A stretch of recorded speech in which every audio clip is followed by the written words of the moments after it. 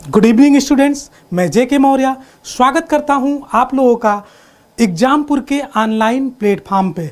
तो बच्चों, आज हम लोग पढ़ने वाले हैं मूल अधिकार के बारे में, फंडामेंटल राइट के बारे में पढ़ने वाले हैं। तो जैसा कि जो मूल अधिकार होता है ये किसी भी देश के नागरिकों के लिए, या हम ये कहें कि ह्यूमन बीइंग के लिए, ठीक है, तो मानवाधिकार होता है। लेकिन जब हम किसी देश के नागरिकों की बात करते हैं तो वहाँ पे होता है मूल अधिकार, जिसे फंडामेंटल राइट कहते हैं। जो फंडामेंटल राइट होता है दोस्तों, ये नैसर्गिक अधिकार होता है, ठीक है, जो व्यक्ति के सर्वांगीण विकास के लिए बहुत ही आवश्यक है। इसके अभाव में व्यक्ति का सामाजिक, राजनीतिक, आर्थिक, नैतिक और आध्यात्मिक विकास नहीं हो सकता है। तो इन सभी के विकास के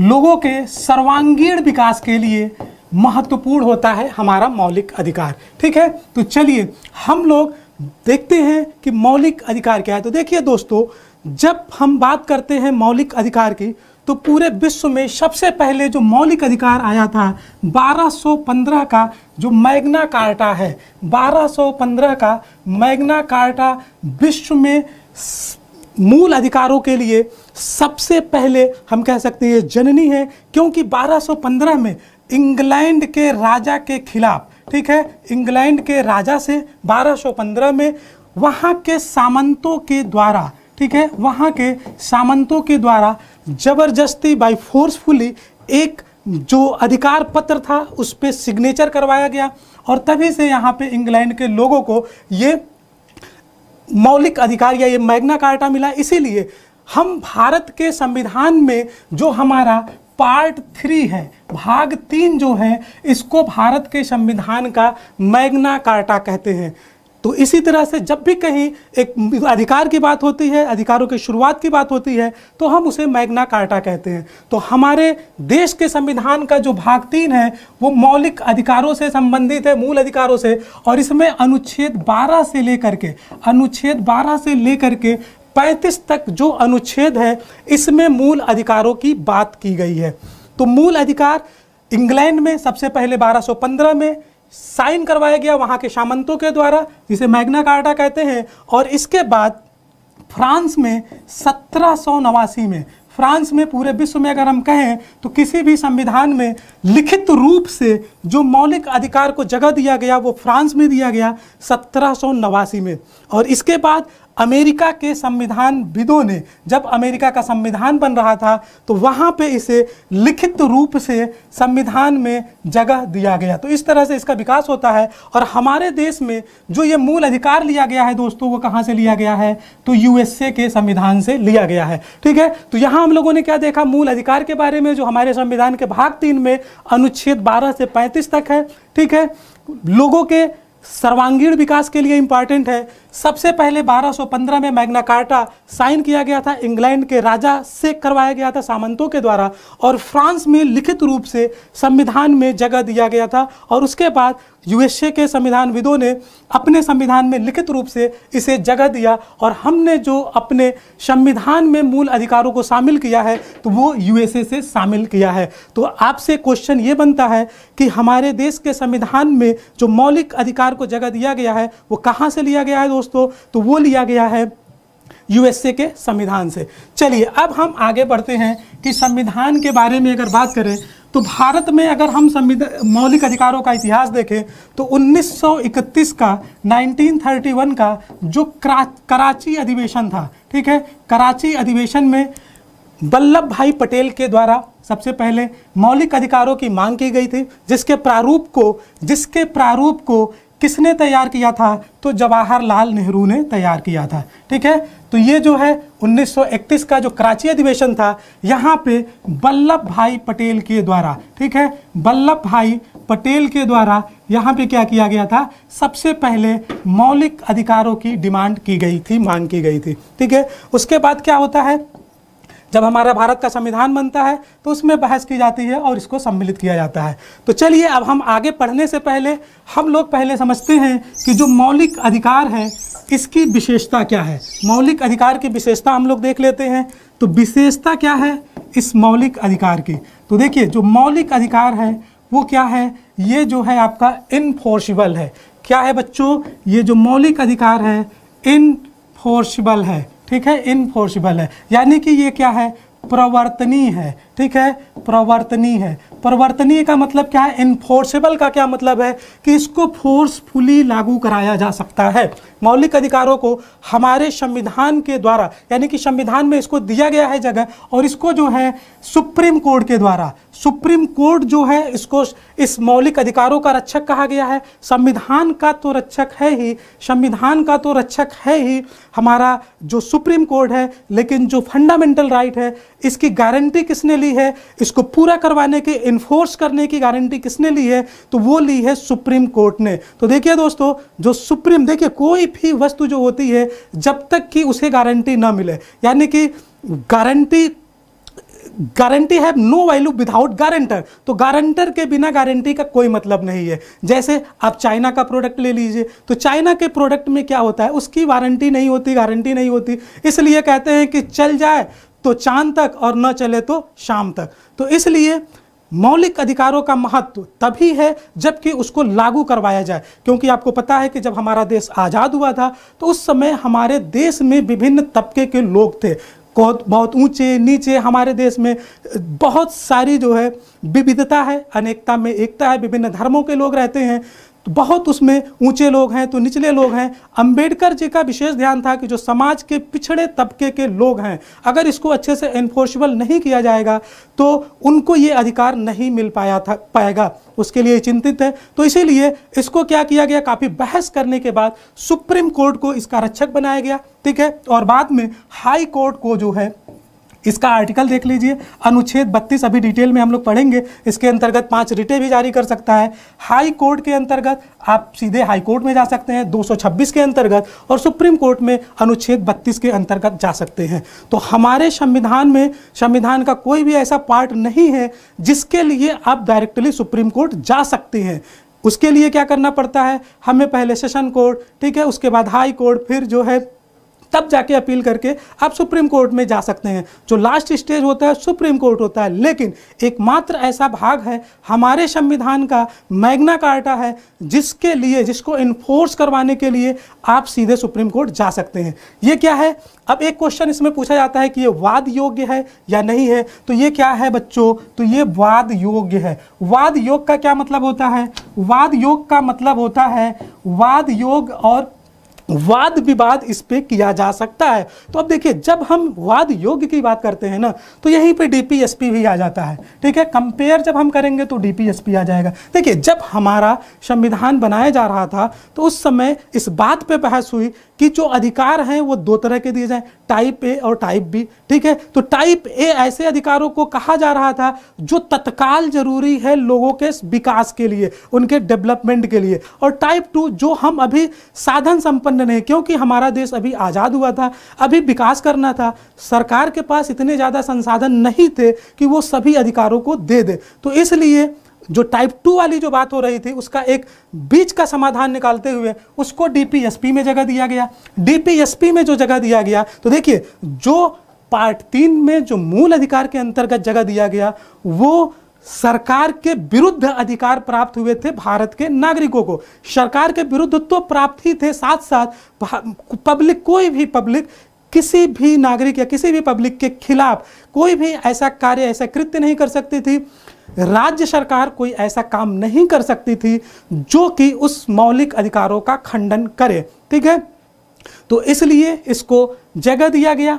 तो डीपीएसपी जो है ये क्या है, ये वाद योग्य नहीं है। ये निर्भर करता है राज्य की इच्छा पे कि ये आपको कितना प्रोवाइड करेगा, यानी कि ये राज्यों पे छोड़ दिया गया। जब उनके संसाधन, उनके पास जिस तरह के संसाधन होंगे उस हिसाब से उन्हें जगह दिया गया, यानी कि इसको आप इसमें ला सकते हैं फंडामेंटल राइट में। और जब कोई चीज़ फंडामेंटल राइट में उसको जगह दे दी जाएगी तो उसके लिए आप चढ़ के, यानी कि सरकार के सीने पे चढ़ करके उसको आप पूरा करवा सकते हैं, ठीक है। तो इसको आप साधारण भाषा में ऐसे समझिए। तो चलिए, डीपीएसपी जब हम लोग पढ़ेंगे तो डिटेल में पढ़ेंगे, फिलहाल हम आगे बढ़ते हैं। तो देखिए, यहाँ पे बार बार मैं राज्य शब्द का प्रयोग कर रहा हूं, तो अब आपके दिमाग में ये बात आ रही होगी बच्चों कि ये राज्य क्या है। ठीक है, ये राज्य क्या है, तो राज्य के अंतर्गत क्या क्या आएगा, क्या यूपी बिहार महाराष्ट्र से ये राज्य के अंतर्गत आएगा। तो देखिए जब भी हम पॉलिटिकल साइंस में राज्य की बात करते हैं तो वो उसमें क्या होता है, हम एक राष्ट्र की बात करते हैं, न कि राज्य। लेकिन यहाँ जो अनुच्छेद 12, देखिए अनुच्छेद 12 से शुरू होता है, बहुत सारे बच्चे कहते हैं 14 से शुरू होता है, जो 6 मौलिक अधिकार दिए गए हैं, लेकिन यहाँ पे शुरू होता है ये 12 से। तो ये ध्यान रखिएगा, यहाँ कन्फ्यूज मत होइएगा, 12 से लेकर के 35 तक हमारा मौलिक अधिकार है। तो 12 में क्या है, जो आर्टिकल 12 है वो बात करता है राज्य की परिभाषा की, क्योंकि जो भी अधिकार दिए गए हैं वो किसके विरुद्ध दिए गए हैं, तो राज्य के विरुद्ध दिए गए हैं, इसीलिए इसको क्या कहते हैं, निगेटिव अधिकार कहते हैं। इसको क्या कहते हैं बच्चों, इसे नकारात्मक अधिकार कहते हैं, क्योंकि ये नागरिकों को दिया गया है और सरकार के विरुद्ध दिया गया है, तो इसलिए नकारात्मक अधिकार है। सकारात्मक अधिकार क्या होता है, जब राज्य कुछ करता है लोगों के कल्याण के लिए। देखिए जब भी राज्य का कार्य बढ़ेगा तो क्या होगा, जो लोगों की स्वतंत्रता है, ठीक है, उसमें कहीं ना कहीं राज्य का हस्तक्षेप बढ़ेगा। तो हमेशा से ये चर्चा रही है कि नागरिकों को कितनी स्वतंत्रता दी जाए और राज्य कहाँ तक उस पर रोक लगाए, यानी कि राज्य का कार्य कितना होना चाहिए, ठीक है। तो इसी में तालमेल है। तो देखिए राज्य की परिभाषा, राज्य के अंतर्गत कौन आएगा, जैसे केंद्र सरकार, जिसे संघ सरकार कहते हैं, ठीक है, केंद्र सरकार आ गया, केंद्र सरकार, राज्य सरकार, ठीक है, राज्य सरकार आ जाएगा। इसके अलावा क्या आ जाएगा, राज्य सरकार। राज्य सरकार के अलावा जो है, जो लोकल गवर्नमेंट है, ठीक है, लोकल यानी कि स्थानीय शासन व्यवस्था जो है, जैसे कि आपका नगर पंचायत हो गया, ग्राम पंचायत हो गया, तो ये सब बच्चों किसके अंतर्गत आता है, ये सब राज्य के अंतर्गत। इसके अलावा अगर हम बात करें, इसके अलावा अगर हम बात करें तो जो सरकार की अथॉरिटीज हैं, जैसे आप बात करें ओएनजीसी की बात कर ले, ठीक है, ओएनजीसी की बात कर ले बच्चों, या फिर आप बात कर ले रेलवे की बात कर लें, ओएनजीसी की बात कर ले, रेलवे की बात करें, इलेक्ट्रिक डिपार्टमेंट की बात करें, यानी कि कोई भी राज्य का कोई भी प्राधिकारी, ठीक है, या अन्य प्राधिकारी कोई ऐसा कृत्य नहीं कर सकते हैं, कोई ऐसा कानून नहीं बना सकते हैं जो हमारे मौलिक अधिकारों को कहीं से भी वायलेट करे, हनन करे, कर्टेल करे, ठीक है। तो कहीं से भी इसमें कटौती नहीं की जा सकती है। ये नागरिकों को राज्य के विरुद्ध अधिकार दिए गए हैं, ठीक है। तो ये हम लोगों ने देखा। तो अनुच्छेद 12 में बच्चों हम लोगों ने क्या पढ़ा, राज्य की परिभाषा के बारे में पढ़ा कि राज्य के अंतर्गत क्या क्या आएंगे। चलिए अब हम लोग देखते हैं अनुच्छेद 13 क्या कहता है। तो अनुच्छेद 13 के अंतर्गत क्या क्या आएगा बच्चों, तो अनुच्छेद 13 के अंतर्गत बात की गई है अल्पीकरण की, ठीक है, अल्पीकरण की बात की गई है अनुच्छेद 13 के अंतर्गत, ठीक है। तो अल्पीकरण,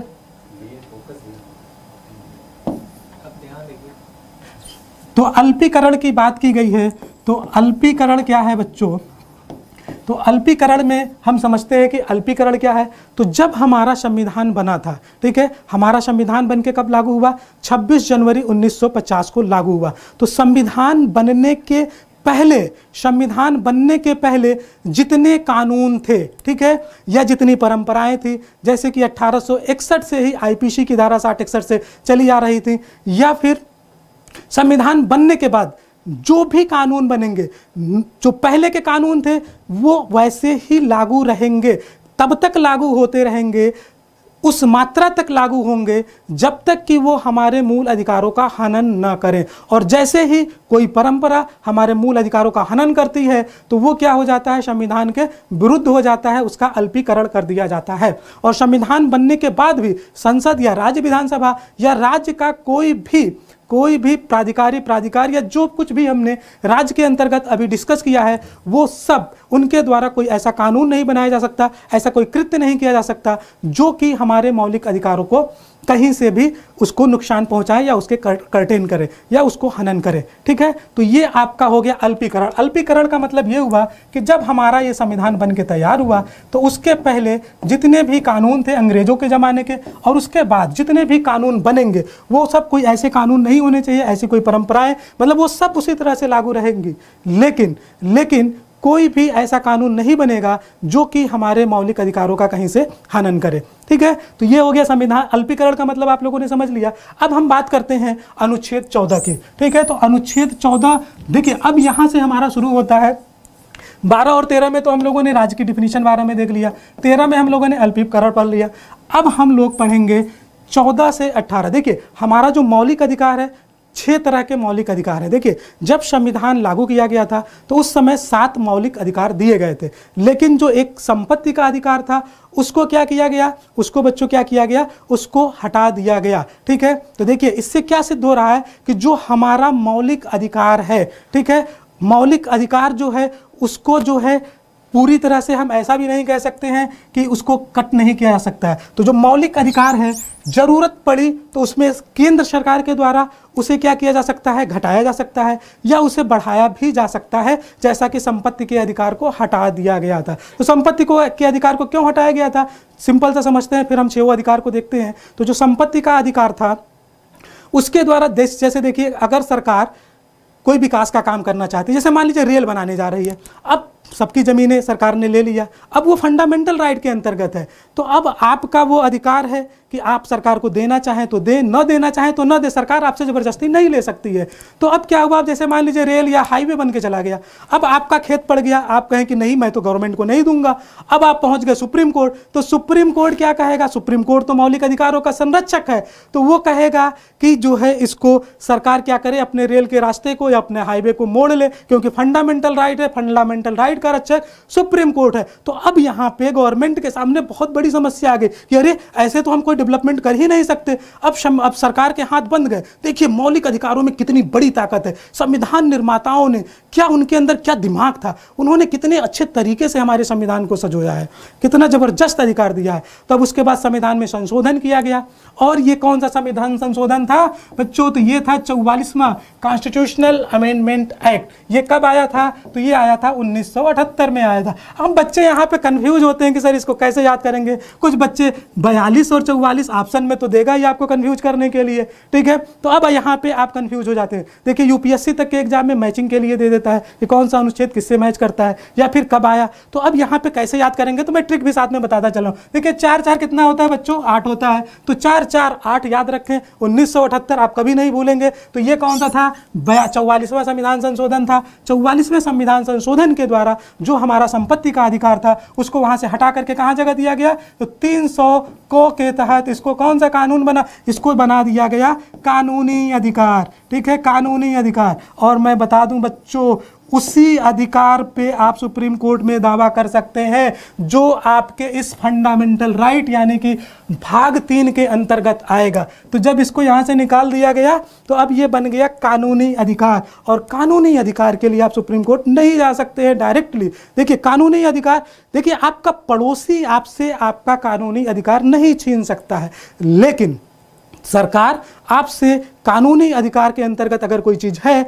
तो वो देश के विकास के लिए ज़रूरत के हिसाब से आपसे उसे छीन सकती है, और उसके लिए आपको मुआवजा दे दिया जाता है जो आप कोर्ट से जाकर के ले सकते हैं। भले ही मुआवजा कम होता हो, लेकिन आपसे डेवलपमेंट के लिए, राष्ट्र निर्माण के लिए, राष्ट्र के विकास के लिए, आप लोगों ने देखा होगा या आप लोगों के घरों के आस पास से कभी हाईवे निकलता है, कुछ भी निकलता है, तो क्या होता है, उसका मुआवजा दे दिया जाता है, ठीक है। तो ये हम लोगों ने क्या समझा यहाँ पे, तो हम लोगों ने ये समझ लिया कि जो फंडामेंटल राइट है हम विशेषता ही देख रहे हैं, तो इसमें संसद के द्वारा इसको क्या किया जा सकता है, इसको घटाया जा सकता है, इसको बढ़ाया जा सकता है।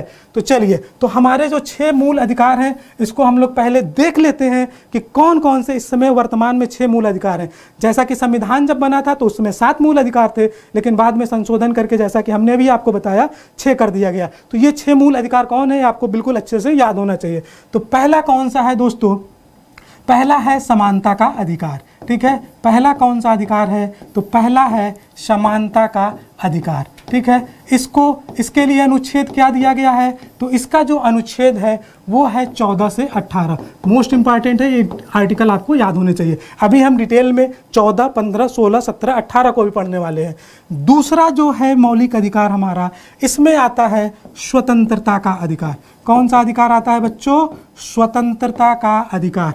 मैं आप लोगों को ये सारे आर्टिकल अभी रटवा के भेजूंगा, ठीक है। तो ये बिल्कुल याद हो जाएगा, बस ध्यान से सुनिए और आप लोग मेरे साथ बोलते रहे, ठीक है। तो ये कहाँ से कहाँ तक आता है, 19 से लेकर के 22 तक। पहले तो आप देखिए किसी चीज़ को आप कठिन मत बनाइए, पहले आसान बनाइए। आसान कैसे बनाएंगे बच्चों? पहले आप उसका जैसे एक बाउंड्री, जैसे आप कोई बुक देखते हैं तो उसमें सबसे पहले क्या होता है, सबसे पहले पार्ट लिखे होते हैं, ठीक है, उसके अंदर चैप्टर लिखे होते हैं, ठीक है। तो आप बाहर से देख करके पूरे बुक को समझ सकते हैं जो शुरू में इंडेक्स होता है। तो इसी तरह से जैसे आपको अगर पार्ट 3 हम पढ़ रहे हैं तो पार्ट 3 में क्या चीज़ें हैं पहले इसको समझ लीजिए। तो 6 मूल अधिकार हैं, इसको बाहर से ऊपर का एक बैकग्राउंड बना लीजिए, ठीक है, एक स्ट्रक्चर बना लीजिए।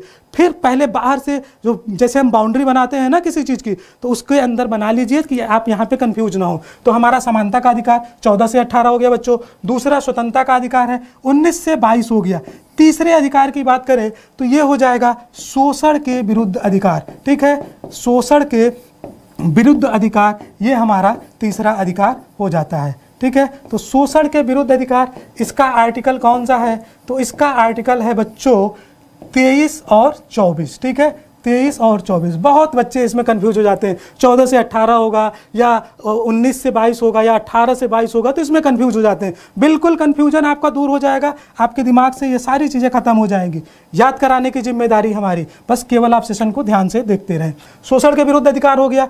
उसके बाद आता है धर्म का अधिकार, ठीक है, या धार्मिक स्वतंत्रता का अधिकार हम कह सकते हैं। ये हो जाएगा धार्मिक समानता का अधिकार। क्या हो गया बच्चों? धार्मिक समानता का अधिकार हो गया, ठीक है। ये कहाँ से कहाँ तक आ जाएगा? तो ये हो जाएगा आपका 25 से 28 तक, ठीक है। इसके बाद आ जाएगा आपका जो पांचवा हमारा मूल अधिकार है, ये हो जाएगा संस्कृति एवं शिक्षा संबंधी अधिकार। क्या हो जाएगा? संस्कृति एवं शिक्षा संबंधी अधिकार, ठीक है। तो ये कहाँ से आ जाएगा बच्चों? तो ये आ जाएगा आपका 29 और 30।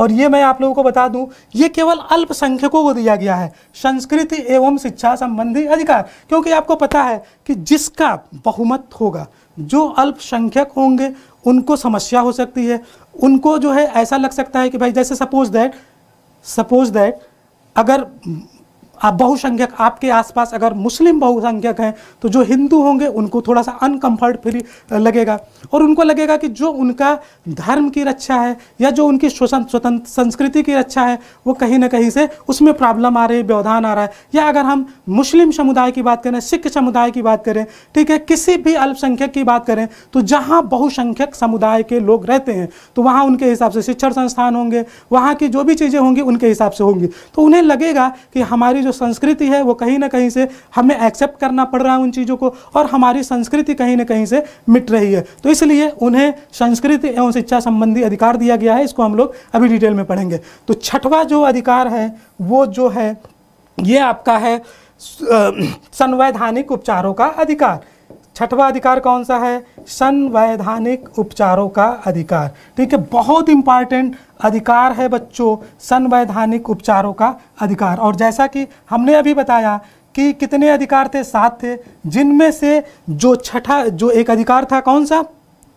संपत्ति का अधिकार, उसको हटा दिया गया। तो ये क्या हो जाएगा? ये 32 और 31 में संपत्ति का अधिकार था तो उसको हटा दिया गया, ठीक है। तो ये हम लोगों ने क्या देखा? 6 अधिकार देख लिए। फटाफट इसको याद करा देते हैं आप लोगों को। पहला क्या है? समानता का अधिकार 14 से 18। दूसरा है स्वतंत्रता का अधिकार 19 से 22। तीसरा का क्या है? शोषण के विरुद्ध अधिकार। तीसरा क्या है बच्चों? ये है आपका तीसरा क्या है?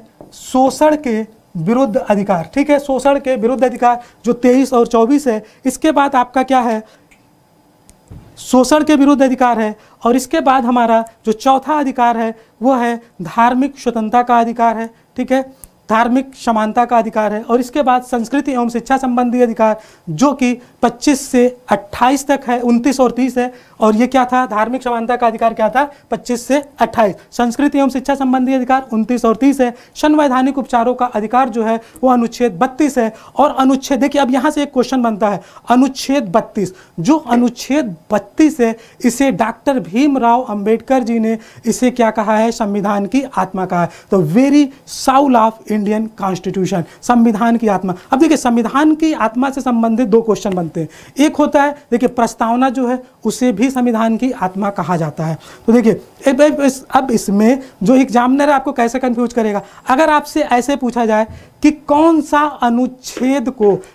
से अनुच्छेद को संविधान की आत्मा कहा गया है, तो अनुच्छेद तो आपका प्रस्तावना अनुच्छेद तो है नहीं ना, तो अनुच्छेद कहेंगे तो आप 32 को कहेंगे। या फिर आपसे पूछा जा सकता है कि डॉक्टर भीमराव अंबेडकर के अनुसार संविधान की आत्मा किसे कहा गया है, तो वो आपका है अनुच्छेद 32 है। ठीक है, अगर आपसे पूछा जाए कि जवाहरलाल नेहरू के अनुसार, या फिर जवाहरलाल नेहरू का नाम न लिया जाए, केवल ऐसे पूछा जाए कि कौन से भाग को संविधान की आत्मा कहा जाता है, तो प्रिएम्बल यानी कि प्रस्तावना को संविधान की आत्मा कहा जाता है। ठीक है, तो हम लोगों ने ये एक आउटलाइन खींच लिया मौलिक अधिकारों का।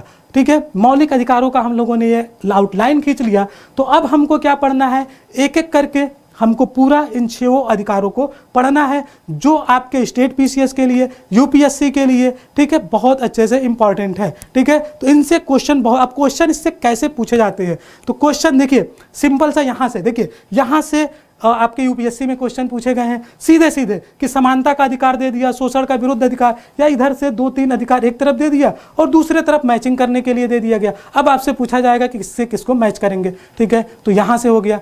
अनुच्छेद 12 में किसकी बात की गई है, ये कहा गया है। 13 में किसकी बात की गई है, ये कहा गया है। ठीक है, तो इस तरह से आपको ये सारे आर्टिकल सबसे पहले तो आउटलाइन याद होना चाहिए, फिर हम लोग इसके अंतर्गत एक एक चीज़ों को देखेंगे। ठीक है, तो चलिए हम लोग आगे बढ़ते हैं और बात करते हैं पहला जो समानता का अधिकार है। ठीक है, पहला समानता का अधिकार हम लोग पढ़ लेते हैं। देखिए ये टॉपिक जो है थोड़ा सा लंबा है, इसके लिए समय लग सकता है। अगर आपको डिटेल में पढ़ना है वनडे के लिए तो चलिए आप मोटा मोटी पढ़ सकते हैं, लेकिन जब आप स्टेट पीसीएस या फिर यूपीएससी के लिए पढ़ते हैं तो एक एक आर्टिकल और एक एक आर्टिकल के अंदर सब आर्टिकल होते हैं और उनको हमें बहुत अच्छे से समझना होता है। तो चलिए फिलहाल आज हम ये पहला डिस्कस कर लेते हैं जो हमारा समानता का अधिकार है। ठीक है, तो देखिए अच्छा चलिए समानता का अधिकार, समानता का अधिकार, समानता का अधिकार बच्चों मैंने आप लोगों को बताया कि कहाँ से कहाँ तक है, 14 से लेकर के 18 तक। 14 से 18 तक में हमारा समानता का अधिकार आता है। तो चलिए हम सबसे पहले पढ़ते हैं अनुच्छेद 14 क्या है। ठीक है, अनुच्छेद 14 क्या है, तो अनुच्छेद 14 में क्या कहा गया है, विधि के समक्ष समानता। क्या कहा गया है बच्चों, अनुच्छेद 14 में कहा गया है विधि के समक्ष समानता, यानी कि हमारे भारत के संविधान के हिसाब से कानून के समक्ष हर कोई एक बराबर है। ठीक है, चाहे वो गरीब हो, अमीर हो, छोटा हो, बड़ा हो। ठीक है, जैसे सलमान खान का एग्जाम्पल ले लीजिए आप, सलमान खान ने हिरन को मारा। सलमान खान इतने बड़े सेलिब्रिटी हैं, लेकिन कानून के समझ, देखिए कानून जो है ना, आप लोगों ने मूवी में या कहीं भी देखा होगा, जो कोर्ट होता है उसमें जो कानून है उसके आंखों पे पट्टी बंधी होती है। इससे क्या पता चलता है बच्चों, इससे पता चलता है कि कानून किसी को नहीं पहचानता। आप कौन हैं, हु आर यू, कानून नहीं जानता है आप कौन हैं। कानून के समझ सभी लोग बराबर हैं। ठीक है, देखिए भारत कोर्ट में जो चीज़ें साबित होंगी, यानी कि उसकी आंखें पट्टी बंधी है, वो कहीं नहीं कुछ देखने जा रहा है। जो चीज़ें साबित होंगी, यानी कि आपको साबित करना पड़ेगा कि आप निर्दोष हैं। ठीक है, तो अगर साबित हो जाता है तो फिर आप दोषी हो जाते हैं, और जब तक आप के ऊपर कोई भी जुर्म साबित नहीं होता है तब तक आप दोषी नहीं है। ठीक है, अगर ऐसा हो, अगर केवल एफआईआर के आधार पे ही दोषी माना जाने लगे तब तो फिर क्या होगा, जैसे गांव में आप लोगों ने देखा होगा किसी की सरकारी नौकरी लगने वाली है तो उसके जो अड़ोसी हैं, पड़ोसी हैं, गाँव में तो बहुत इस तरह से विवाद होते रहते हैं, उसके खिलाफ एफआईआर दर्ज करा सकते हैं, उसका करियर बर्बाद कर सकते हैं। जैसे आप कन्हैया कुमार का एग्जाम्पल ले लीजिए, कन्हैया कुमार के ऊपर बहुत सारे चार्जेज हैं, लेकिन आज भी गवर्नमेंट उसे सिक्योरिटी दे रही है।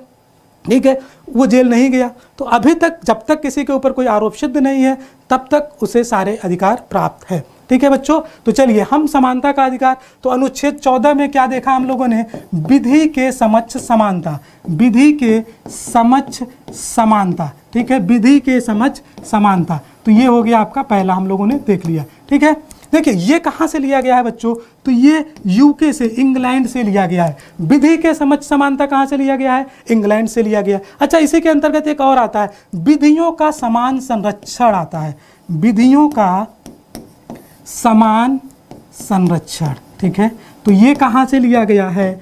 तो ये विधियों का समान संरक्षण, तो ये कहाँ से लिया गया है? तो ये अमेरिका के संविधान से बच्चों लिया गया है, विधियों का समान संरक्षण। ठीक है, तो विधि के हिसाब से देखिए अमेरिका वालों ने कहा नहीं, हम इसको नहीं मानेंगे कि भाई सबके लिए एक बराबर, चाहे राजा हो, रंग हो। जैसे आप लोगों ने देखा कि पाकिस्तान की अगर बात करें तो वहाँ के परवेज मुशर्रफ को सुप्रीम कोर्ट ने सजा सुना दिया। भारत की बात करें तो प्रधानमंत्री जो इंदिरा गांधी थी उस समय तत्कालीन प्रधानमंत्री थी और उनके खिलाफ सुना दिया गया। यानी कि भारत में चाहे प्रधानमंत्री हो, राष्ट्रपति हो, कुछ नहीं, सबके लिए बराबर है। ठीक है, तो ये क्या होता है? ये होता है विधि के समझ समानता। विधि के समझ समानता का मतलब किसी के साथ कोई मतलब कुछ नहीं देखेगा कानून, चाहे जो हो। ठीक है, विधियों का समान संरक्षण का क्या मतलब होता है?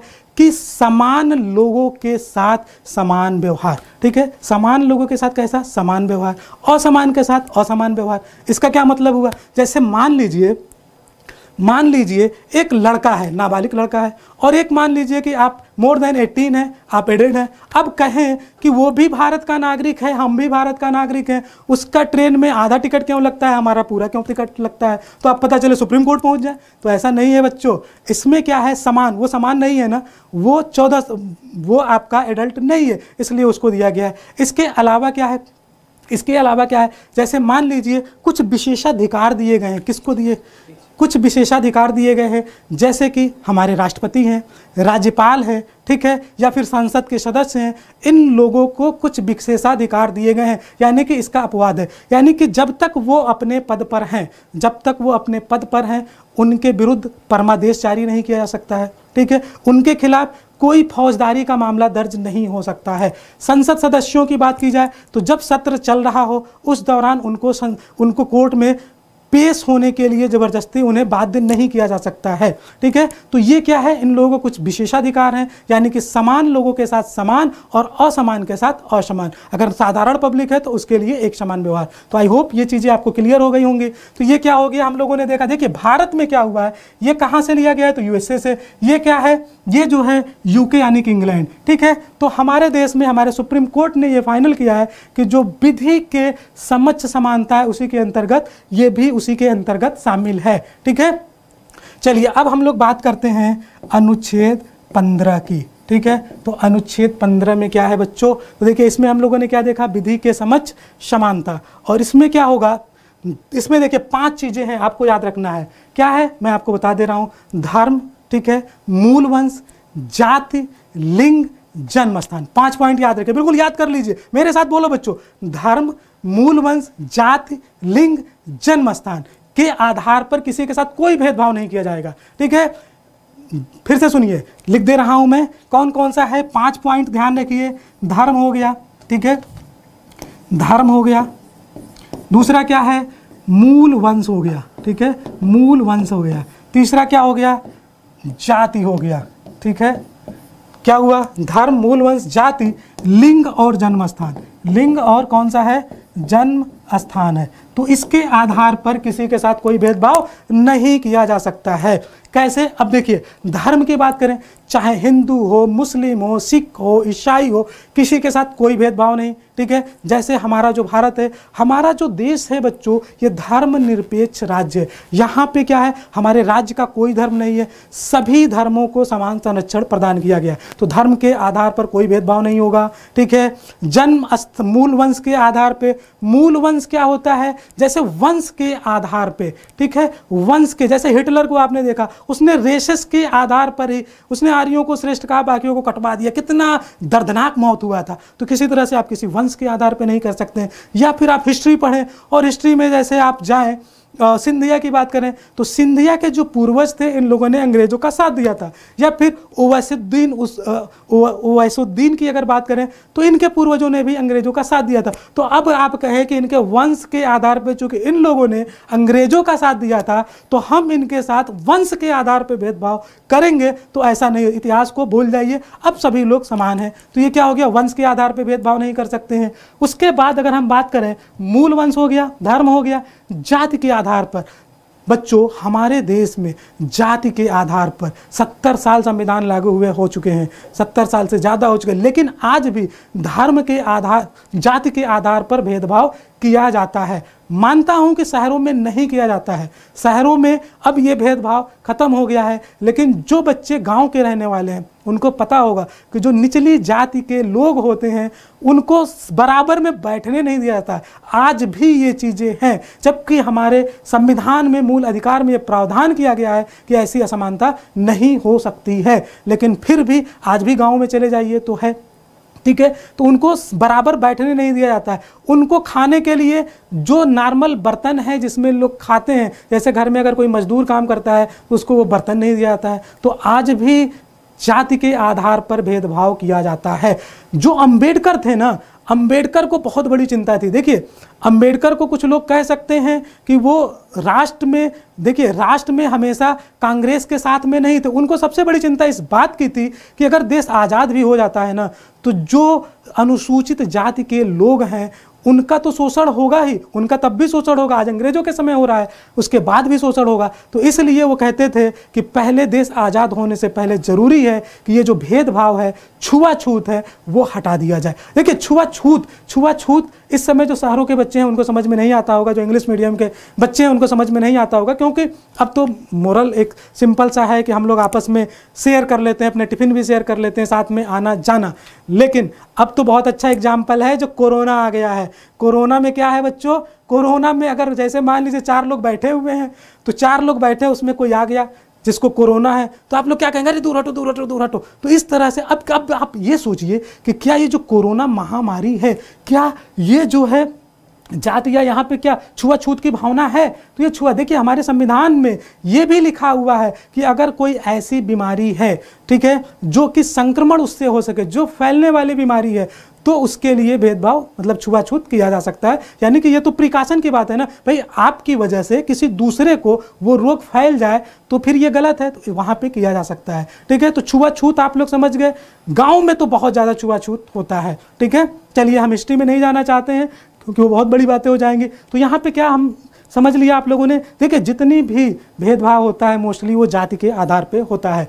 उसके बाद देखिए लिंग के आधार पे, लिंग का मतलब आप पुरुष हैं, महिला हैं, इन सब चीज़ों का कोई प्रभाव नहीं पड़ता है, किसी के साथ कोई भेदभाव नहीं किया जाएगा। इसके बाद जन्म स्थान। अब जन्म स्थान के आधार पे देखिए बहुत ज़्यादा भेदभाव होता है। कैसे? जैसे बिहार के लोग जब महाराष्ट्र पहुंचते हैं तो महाराष्ट्र में क्या होता है, बिहारियों को भगाओ, क्या कहते हैं, महाराष्ट्र मराठियों के लिए, ठीक है, और बिहारियों को खदेड़ो, यूपी वालों को खदेड़ो। तो इस तरह से देखिए उनके साथ कितना बहुत ज़्यादा जो है उनके साथ भेदभाव होता है, उनको बहुत प्रताड़ित किया जाता है, बहुत परेशान किया जाता है। ठीक है, तो ये क्या है बच्चों, तो ये हम लोगों ने देखा कि अनुच्छेद 15 कहता है कि धर्म, मूल वंश, जाति, लिंग, जन्म स्थान, इन पांचों को बिल्कुल याद रख लीजिए। जल्दी से बोलिए, धर्म, मूल वंश, जाति, लिंग, जन्म स्थान के आधार पर कोई भेदभाव नहीं किया जाएगा। ठीक है, तो समझ में आ गया आप लोगों को। चलिए अब आगे बढ़ते हैं, अनुच्छेद 16 की बात करते हैं। कंटिन्यू करें,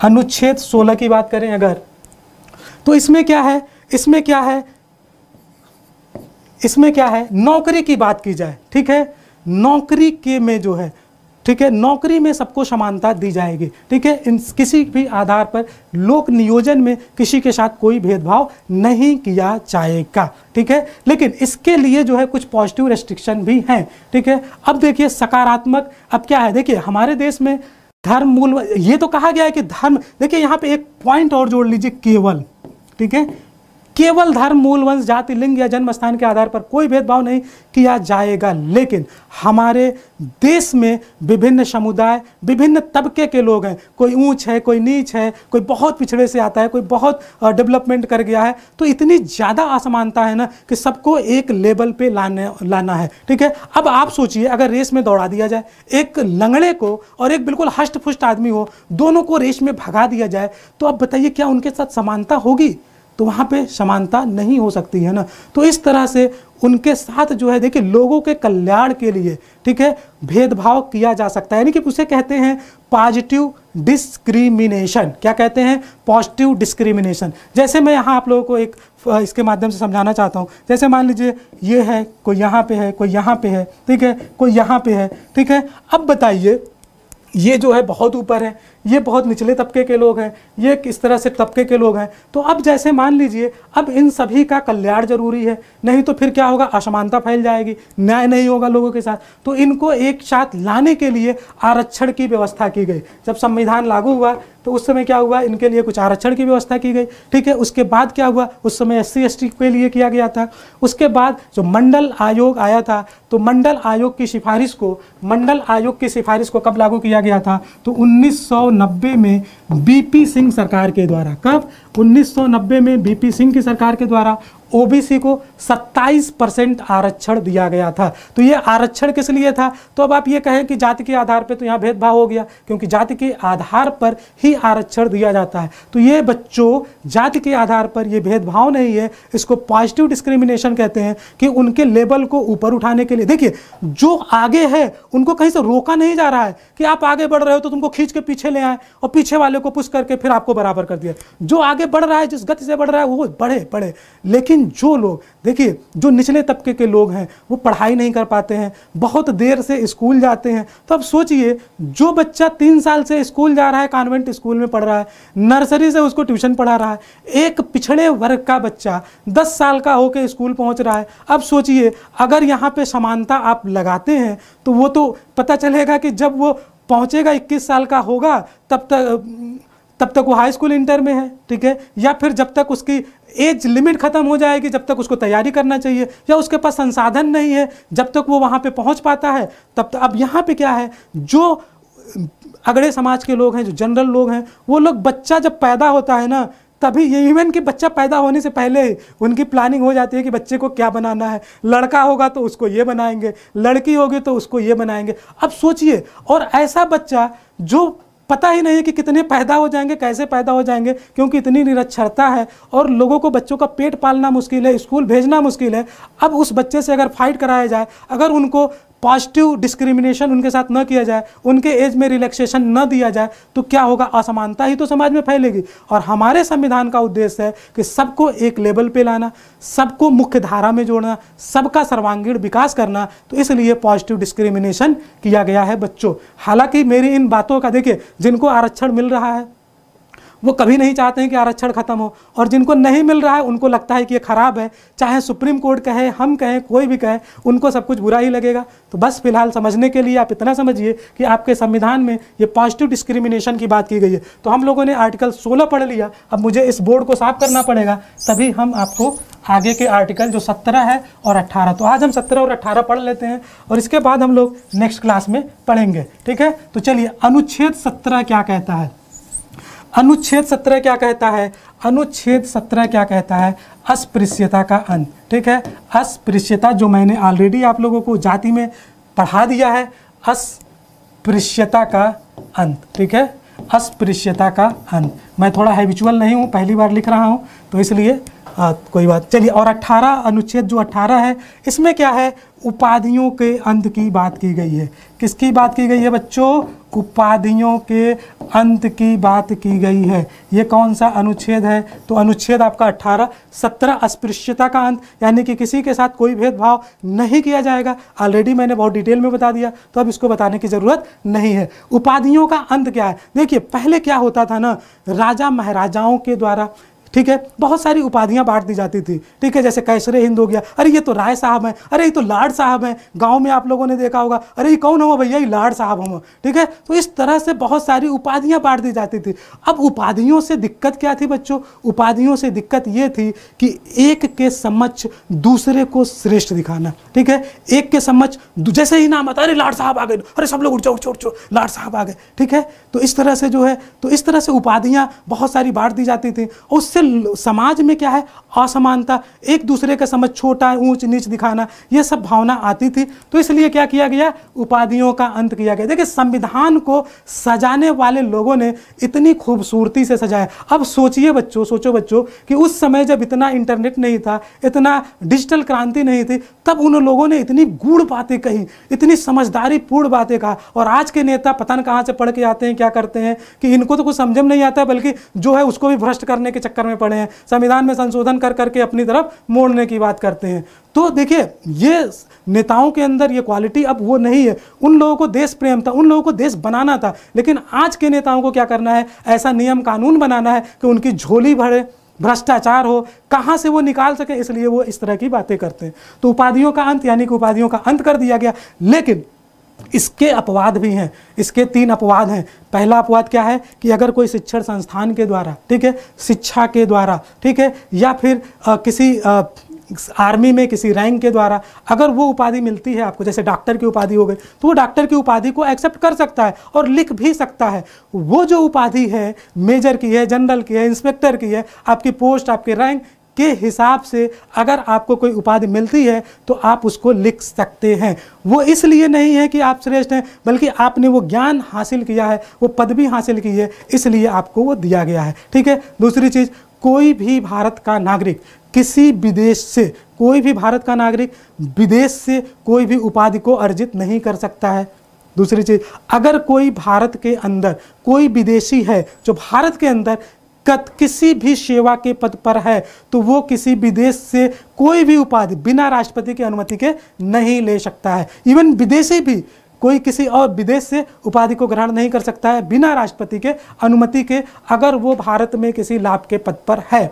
इसके अलावा क्या है, जैसे कोई भी भारत का नागरिक हो, चाहे विदेश का नागरिक हो, कोई पुरस्कार, कोई उपाधि या इस तरह से कोई भी लाभ की चीज़ें नहीं ले सकता है अगर वो भारत में किसी लाभ के पद पर है। तो देखिए ये उपाधियों का अंत इस तरह से कर दिया गया। उपाधि आप नहीं ले सकते हैं, ठीक है, और कुछ उपाधियां हैं जिसको एक्सेप्ट कर लेते हैं। देखिए यूपीएससी में इस तरह से एक बार क्वेश्चन पूछा गया था कि कौन सा अधिकार है जो उपाधियों के अंतर्गत नहीं, उपाधि जो अनुच्छेद 18 के अंतर्गत नहीं आता है। तो इसमें ध्यान रखिए, शिक्षा का अधिकार, ठीक है, कोई रैंक की बात की जाए, ठीक है, तो ये नहीं आएगा। अच्छा, और एक चीज़ और आपको बता दें, कोई राष्ट्रीय पुरस्कार है तो वो भी नहीं आएगा। राष्ट्रीय पुरस्कार भी उपाधि के अंतर्गत नहीं आएगा। लेकिन बच्चों, अगर जैसे सचिन तेंदुलकर की बात कीजिए, उन्हें भारत रत्न मिला है, तो अब वो अपने नाम के आगे ये नहीं लिख सकते हैं कि सचिन तेंदुलकर भारत रत्न प्राप्त, ठीक है, इसका वो यूज नहीं कर सकते। उनको वो सम्मान मिला गया है, वो उपाधि नहीं है, ठीक है, वो सम्मान है, वो सम्मानित हैं, वो रख सकते हैं, लेकिन उसका प्रयोग किसी तरह से नहीं किया जा सकता है। तो जैसे भारत रत्न, पद्म विभूषण या जो भी भारत सरकार की तरफ से उपाधि दी जाती है, उपाधि नहीं है, एक सम्मान है और उसको आप नहीं रख सकते हैं। तो thank you for watching this class. और आप लोगों को कैसा लगा उसको कमेंट करके ज़रूर बताएं। Thank you, good night.